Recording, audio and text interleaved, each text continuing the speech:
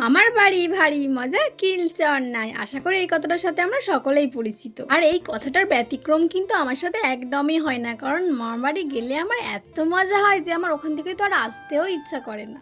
কিন্তু একটা কথা কি জানো তো, যে ভালো সময় খুব তাড়াতাড়ি চলে যায় আর খারাপ সময়ের কোনো শেষই নেই। তেমনই দেখো না, এই তো কদিন আগে মামার বাড়ি গেলাম, দেখতে দেখতে যে কিভাবে এক সপ্তাহ পার করে ফেললাম বুঝতেই পারিনি। হাসি মজায় তো বেশ কাটছিল দিনটা।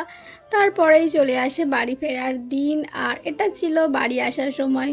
খুবই তো কষ্ট হয় ওখান থেকে ফিরে আসার সময়, কিন্তু কি করব, বাড়িতে তো ফিরে আসতেই হবে। তো প্রতিবারের মতন এবারেও তো মন খারাপ করে সকলকে টাটা করে বাড়ির জন্য বার হয়ে পড়ি।